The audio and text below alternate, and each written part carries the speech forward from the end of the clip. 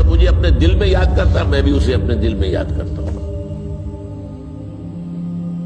جب میرا بندہ کسی محفل میں میرا ذکر کرتا ہے میں اس سے کہیں بہتر محفل میں اس کا ذکر کرتا ہوں. اللہ کی محفل تو ملائکہ اعلیٰ کی ہے، ملائکہ مقربین کی ہے. بہرحال اللہ کو تم اپنے دل میں مستحضر رکھو، اللہ تعالیٰ تمہیں بھی یاد رکھے گا. دوبارہ فرمایا احفظ اللہ تجدہ امامک تجاہک،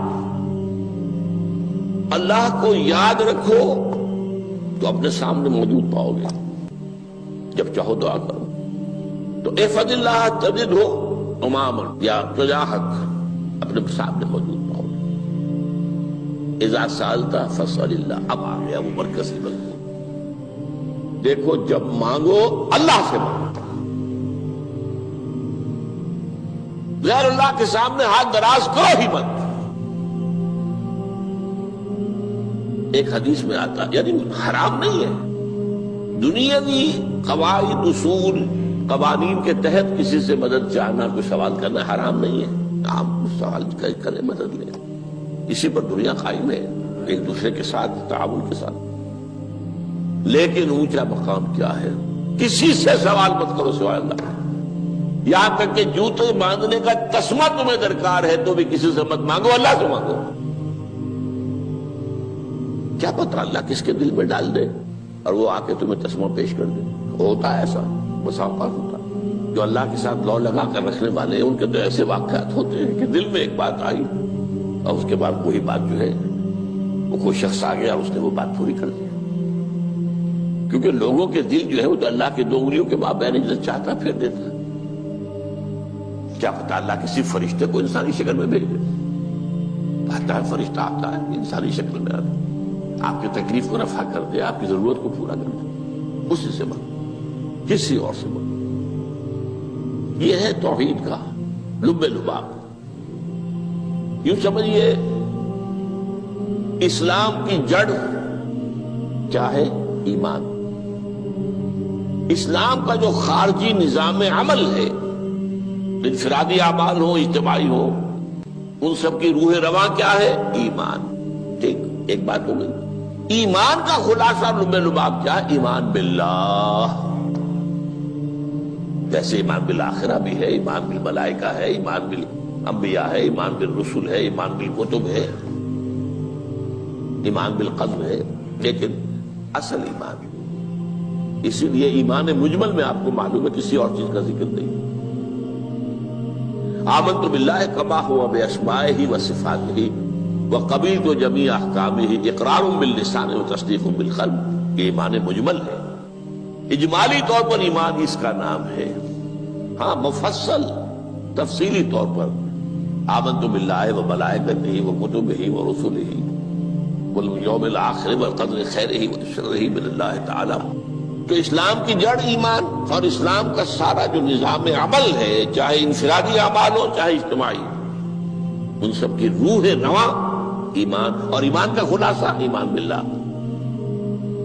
اور ایمان باللہ کا اصل حاصل وہ ہے جو اس حدیث میں آ رہا. اس کے 2 ہیں تقاضے.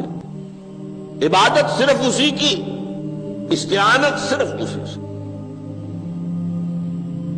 اس لیے میں نے سورہ فاتحہ کا تذکرہ شروع میں کیا. یہ عبادت کا جوہر ہے، عبادت کا جو ہے یہ ایمان کا حاصل. عبادت صرف اس کی ہے اور استعانت صرف اس سے. استعانت ہی میں سوال بھی آ گیا، یہ بھی مدد ہے. آپ کسی سے کچھ مدد مالی چاہ رہے ہیں یا کوئی اور مدد چاہتے ہیں، کسی کام میں مدد چاہتے ہیں، جیسے میں نے کہا تھا کہ سفارش کرانا چاہتے ہیں، بھی مدد ہے. وَإِذَا اسْتَعَنْتَ فَاسْتَعِنْ بِاللَّهِ. اور جب مدد مانگو صرف اللہ سے مانگو. اور وہ سارے الفاظ یاد کر لیے: استدعاء، استعانت، استغاثہ. یہ جو غوث اعظم سے استغاثہ کیا جاتا ہے یہ تو شرک ہے. استغاثہ اللہ سے، دعائی اللہ کی. اس اعتبار سے استمداد، استعانت، استدعاء، استغاثہ یہ سب اللہ سے، صرف اللہ سے. عبادت صرف اللہ، ایاک نعبد، اور استعانت صرف اللہ سے. مانگو صرف اللہ سے، جب مدد طلب کرو صرف اللہ سے، اور جان لو اگر تمام لوگ جمع ہو کر تمہیں کوئی فائدہ پہنچانا چاہے نہیں پہنچا سکتے، الا بشیء قد کتب اللہ لک وان اجتمعوا علی ان یضروک بشیء لم یضروک الا بشیء قد کتب اللہ علیک، اگر سب مل کر چاہے تمہیں کوئی نقصان پہنچا دے نہیں پہنچا سکتے مگر وہی کچھ جو اللہ نے تمہارے لیے لکھ دیا۔ اب بتائیے خوف کی جڑ کٹ جائے گی کہ نہیں؟ یہ جو ایمان جو ہے یہ خوف اور حزن دونوں سے نجات دلانے والی بات ہے۔ جو حقیقی مومن ہے وہ اللہ کا ولی ہے، حقیقی مومن وہ اللہ کا ولی ہے، اور الا ان اولیاء اللہ لا خوف علیہم ولا هم يحزنون۔ یہ اولیاء اللہ کو علیحدہ مخلوق نہیں ہے، کوئی ان کے سر پہ سینگ نہیں ہوتے، انسان ہی ہوتے ہیں، لیکن حقیقی معنی میں مومن۔ ان اعتبارات سے جو آج ہم پڑھ رہے ہیں ایمان اس درجے کا پہنچ گیا تو اللہ کا ولی ہے۔ اور لوگ کے خوف کس بات کا ہوگا؟ کس سے خوف کروں؟ اس کے ہاتھ میں کچھ ہے ہی نہیں، اور اگر کچھ اللہ نے میرے لیے لکھ دیا وہ آ کر رہے گا، چاہے میں لاکھ گڑ گڑاؤں اس کے سامنے کہ مجھے چھوڑ دے۔ اگر اللہ نے لکھا وہ آیا وہ تو آئے گا، تو کاہے کو اس کے سامنے گڑ گڑانا، کاہے کو جمبسائی کرنا اس کے سامنے؟ اور کسی کے ہاتھ میں کچھ ہے ہی نہیں، میرا خیر ہے ہی نہیں، کاہے کو خوشامد کروں اس کی؟ اور سنیے، رفعت الاقلام، دیکھو نوجوان، قلمیں اٹھا لی گئی ہیں، وجفت الصحف، اور جو رجسٹر ہیں صحیفے ان کی سیاہی خشک ہو چکی ہے۔ یہ ہے وہ اللہ کا علم، اس میں ہر شے لکھ دی گئی ہے، اس کی قلم اٹھا لیے گئے۔ جیسے آپ کو معلوم ہے امتحان ہوتا تھا، 3 گھنٹے ختم ہو گئے، اسٹاپ رائٹنگ، بس اب قلم رک جانا چاہیے۔ وہ قلم تو تقدیر کا کاتب جو ہے وہ قلم اس کا اب اٹھا لیا گیا، اور جو صحیفے جن پر لکھا گیا وہ خشک بھی ہو گئے۔ یہ تو روایت ہے جو امام ترمذی نے جس کو روایت کیا، یہ متن ان کا ہے جو ہم نے پڑھا ابھی، اور ان کا قول یہ ہے کہ یہ حدیث حسن صحیح ہے۔ لیکن یہی روایت اور انہی راوی سے عبداللہ ابن عباس سے رضی اللہ تعالیٰ عنہما اور بھی محدثین نے کی ہے، تو اس میں سے ایک اور متن جو ہے وہ یہاں پر امام نووی نے دے دیا ہے۔ احفظ اللہ تجدہ امامک، یہ تو پہلا وہ ٹکڑا تھا، وقت جاہک تھا، یہاں امامک ہے، مطلب ایک ہی ہے، اپنے سامنے پاؤ گے۔ اللہ کی حفاظت کرو، اللہ کو دل میں، اللہ کی یاد کو محفوظ رکھو، گویا کہ اللہ کو مستحضر رکھو۔ ذکر اللہ کے معنی کیا ہے؟ استحضار اللہ فی القلب، یہ ذکر اللہ ہے۔ جنہیں ہم ذکر سمجھ بیٹھے ہیں وہ ذکر کے ذریعے ہے۔ اقیم الصلاۃ لذکری، نماز قائم کرو میری یاد کے لیے، نماز ذریعہ ہے یاد کا۔ یہ علیحدہ بات ہے کہ آپ نے 17 رکعتیں بھی پڑھ لی ہو عشاء کی اور یاد آپ کو آئی ہی نہیں کوئی، آپ تو ایک میکینیکل انداز میں جو ہے وہ اٹھک بیٹھک کر رہے ہیں اور آپ کی زبان سے کچھ بھی نکل رہا ہے، تو اس کا آپ کے شعور سے، دل کی گہرائی سے کوئی رابطہ ہے ہی نہیں، وہ ذکر تو نہیں ہوا۔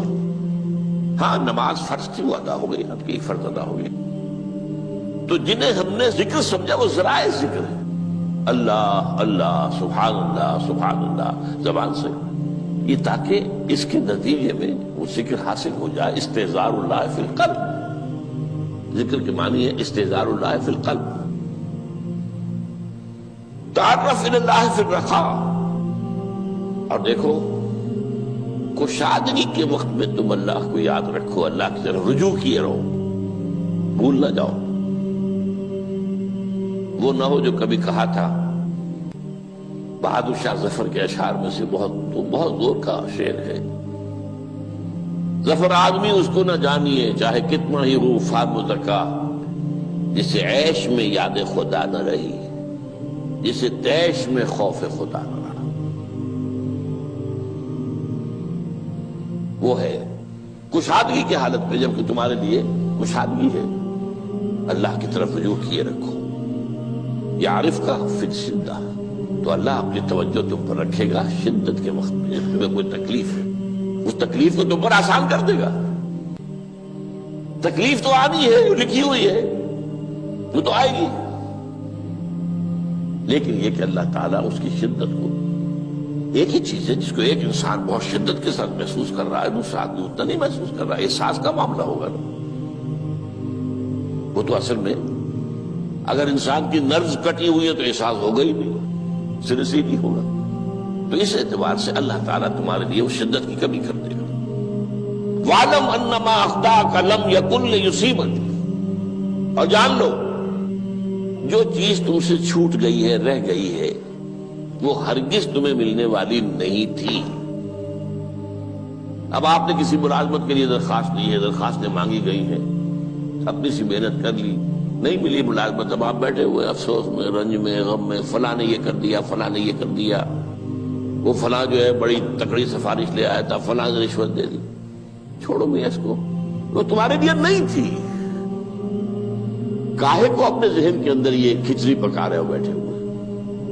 خواہ آپ شاید سوء ظن میں بھی مبتلا ہو رہے ہو، کسی نے نہ رشوت دی اور آپ سمجھتے ہو کہ رشوت دی ہے اس نے۔ یہ ساری چیزیں جو ساری سیئات، ان کی جڑ کٹ ہے۔ وَعْلَمْ أَنَّمَا أَخْطَأَكَ لَمْ يَكُنْ لِيُصِيبَكَ وَمَا أَصَابَكَ، جو چیز تم پر آ گئی، لَمْ يَكُنْ لِيُخْطِئَكَ، ہو ہی نہیں سکتا تھا کہ وہ تم پر نہ۔ یہ کر لیتا تو ہو جاتا، شاید یہ کر لیتا، میں نے ٹیکا پہلے لگوا لیا ہوتا تو یہ بات نہ ہوتی۔ بھائی وہ جو ہونا تھا وہ ہونا تھا۔ اب یہ وہ چیز ہے جس سے انسان میں کیفیت پیدا ہوتی، تسلیم و رضا۔ ہم بھی تسلیم کی خو ڈالیں گے، بے نیازی تیری عادت ہی صحیح، اے اللہ جو تو نے چاہا مجھے قبول ہے۔ اسی لیے میں نے آپ کو آیتیں سنائی سورہ تغابن کی، ما اصاب من مصیبت الا باذن اللہ، کوئی مصیبت نہیں آتی مگر اللہ کے اذن سے۔ وَمَن یؤمن باللہ یہدی قلبہ، جو اللہ پر ایمان رکھتا ہو اللہ اس کے دل کو ہدایت دے دیتا ہے۔ ہدایت کس بات کی؟ تسلیم و رضا۔ سر دوستاں سلامت کہ تو خنجر آزمائی، نہ شبد نصیب دشمن کے شبد ہلاکت دیگت۔ اے اللہ تیری طرف سے ہے، مجھے قبول ہے، اور بظاہر مجھے تکلیف ہو رہی ہے لیکن یقیناً اس میں میرا کوئی خیر ہے۔ بیدک الخیر، تیرے ہاتھ میں تو خیر ہی خیر ہے، جو بھی تیری طرف سے آئے۔ سر تسلیم خم ہے جو مزاج یاد میں آئے۔ اور یہ مضمون جو ہے زیادہ بڑے پیمانے پر سورہ حدید میں آیا ہے۔ ما اصاب من مصیبت فی الارض ولا فی انفسکم الا فی کتاب من قبل ان نبرأها، کوئی مصیبت نہیں آتی نہ تمہاری جانوں میں نہ زمین میں زلزلہ آ جانا، سیلاب آ جانا، کچھ اور زمین کا دھنس جانا، یا یہ ہے کہ تمہاری جانوں میں کوئی بخار ہو گیا، کوئی اور تکلیف ہو گئی، اچانک معلوم ہوا کہ انسان کو کینسر ہے اور کینسر بھی اب 3rd سٹیج کو پہنچ چکا ہے، لیکن جو بھی آیا ہے وہ اللہ کے علم کی کتاب میں پہلے سے لکھا ہوا ہے۔ فی کتاب من قبل ان نبرأها، یہ کتاب میں درج ہے اس سے پہلے کہ مجھے ظاہر کریں۔ اس کا نتیجہ کیا نکلنا چاہیے؟ لیکن لا تاسوا علی ما فاتکم ولا تفرحوا بما آتاکم، افسوس نہ کیا کرو جو تم سے جاتا رہے، چھوٹ جائے، کوئی عزیز فوت ہو گیا، کوئی موقع ہاتھ سے نکل گیا، ارے بھائی میں چوک گیا، بڑا موقع تھا، اب اس پر افسوس کر رہے ہیں؟ نہیں، جو چیز دیکھیں لا تاسوا علی ما فاتک ولا تفرحوا بما آتاک، جو اللہ تمہیں دے دے اس پر اتراؤ مت۔ وما اصابک لم یکن لیخطئک واعلم ان النصر مع الصبر، اور جان لو اللہ کی مدد صبر کے ساتھ آتی ہے، جو آئے اس کی طرف سے جھیلو، زبان پر کلمہ شکوہ اور شکایت نہ آئے، اللہ سے شکایت نہ آئے، تسلیم و رضا، جو تیری رضا ہے۔ تیری صحت ہمیں منظور ہے لیکن اس کو، مولانا محمد علی جوہر ایک مرتبہ جیل میں گئے، ایک بیٹی بیمار ہوئی، فوت ہو گئی، اس کے بعد دوسری مرتبہ پھر جیل میں گئے، دوسری بیٹی کو وہی بیماری ہوئی، جیل میں اطلاع ملی کہ بیٹی کو یہ بیماری ہو گئی ہے، تو خط لکھا ہے اشعار کی شکل میں، کا آخری شعر یہ ہے: تیری صحت ہمیں منظور ہے لیکن اس کو نہیں منظور تو پھر ہم کو بھی منظور۔ ہم تو چاہتے ہیں میں بیٹی کے تجھے شفا ہو جائے، اسے منظور نہیں تو پھر ہمیں بھی منظور۔ وَاعْلَمْ أَنَّ النَّصْرَ مَعَ الصَّبْرِ وَأَنَّ الْفَرَجَ مَعَ الْكَرْبِ۔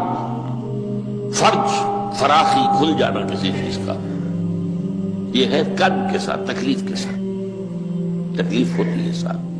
اللہ نے قانون بنایا ہے دنیا کا۔ اب آپ اندازہ کیجئے بچے کی ولادت میں ماں کو کتنی تکلیف اٹھانی پڑتی ہے۔ آج کل تو فیشن ہو گیا ہے، سیدھے سیدھے جاؤ، آپریشن کراؤ، تکلیف سے بچ جاؤ، لیکن یہ ہے کہ یہ بھی آپ کے علم میں ہوگا، وہ ساری تکلیف جیسے ہی بچے کو لا کر ماں کے برابر لٹایا ہے، ساری تکلیف ختم، پھر جو راحت اس سے میسر آتی ہے۔ ان الفرج مع الکرب وان مع العسر یسرا، اسی لیے میں نے وہ آیتیں بھی پڑھی تھی، ان مع العسر یسرا، ان مع العسر یسرا۔ اس دنیا میں یہ اللہ نے نظام بنایا ہے، سختیاں جھیلنی ہی ہوں گی۔ لقد خلقنا الانسان فی کبد، ہم نے انسان کو پیدا کیا مشقت کے اندر، مشقت تو کرنی پڑے گی۔ کسی کی جسمانی مشقت زیادہ، کسی کی ذہنی مشقت زیادہ، مشقت سے چارہ کسی کو نہیں۔ تو یہ ہے ان مع العسر یسرا، ان مع العسر یسرا۔ بارک اللہ لی ولکم فی القرآن العظیم ونفعنی وإیاکم بالآیات الحکیم۔